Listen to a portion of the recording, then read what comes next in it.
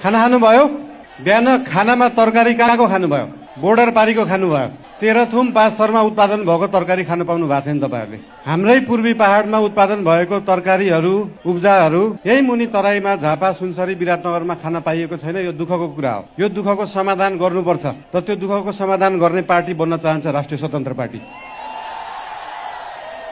पूर्वी तराईका 3वटा 4वटा जिल्लाको फुल पोटेन्सियलमा धान उत्पादन गर्ने हो, चामल उत्पादन गर्ने हो भने देशभरिलाई खान पुग्छ। तर विडम्बना यही खान पुगेको छैन। यो दुःखलाई समाधान गर्नुपर्छ र त्यो समाधान गर्ने पार्टी बन्न चाहन्छ राष्ट्रिय स्वतन्त्र पार्टी। बर्खामा बाढी आउने, बाढीले खेतको खेतीयोग्य जग्गाहरू सबै बालुवाले पुरिदिने, सुक्खामा पानी नपाउने, सिँचाइ गर्न नसक्ने खेतीयोग्य जग्गाहरूलाई त्यतिकै राख्नु परेको हुन्छ। बेला बेलामा बाढी समाधान गर्न तटबन्ध बनाउने र सुक्खाको समयमा सिँचाइ दिने पार्टी बन्न चाहन्छ राष्ट्रिय स्वतन्त्र पार्टी।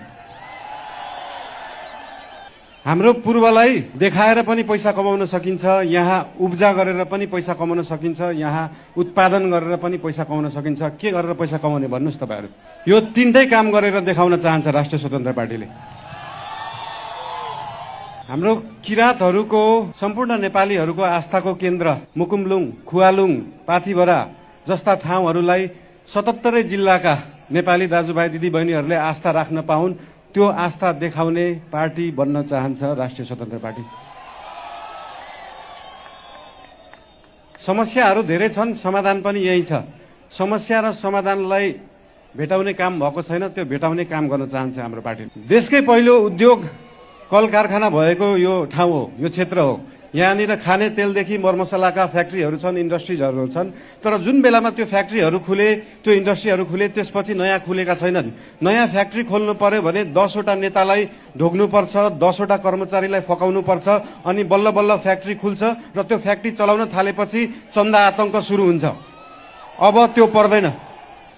त्यो नपर्ने गरी व्यवस्था बनाउन चाहन्छ राष्ट्रिय स्वतन्त्र पार्टीले। I love you too, I love you too, I love you too. 3, 4. विश्वको पहिलो तीर्थस्थल कुन हो थाहा छ तपाईहरुलाई? हाम्रै बाराह क्षेत्र। यो हामी नेपाललाई पनि कतिलाई थाहा छैन। त्यो थाहा दिन चाहन्छौं। त्यो थाहा दिने मान्छे बन्न सकौं, त्यो थाहा दिने पार्टी बन्न सकौं, त्यो थाहा दिने सिस्टम बन्न सकोस्। अस्ति हामी त्यो बाराह क्षेत्र घुम्दाखेरि उदयपुरका विभिन्न ठाउँहरूमा पनि पुगेका थियौं।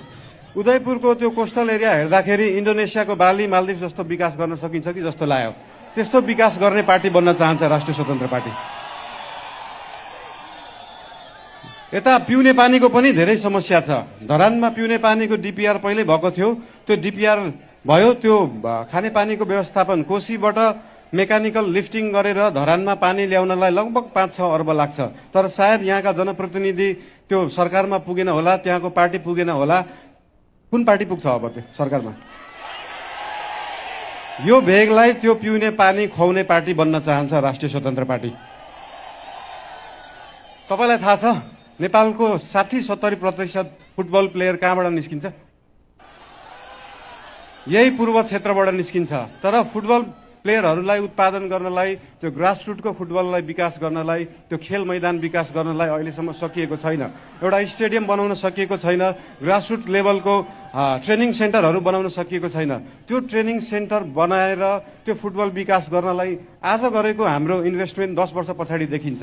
एउटा फुटबल प्लेयर राम्रो बन्नलाई कम्तीमा पनि 10,000 घण्टा प्र्याक्टिस गरेको हुनुपर्छ। त्यो प्र्याक्टिस गराएर राम्रो फुटबल प्लेयर उत्पादन गर्ने स्वभाव बोक्ने पार्टी बन्न चाहन्छ राष्ट्रिय स्वतन्त्र पार्टी।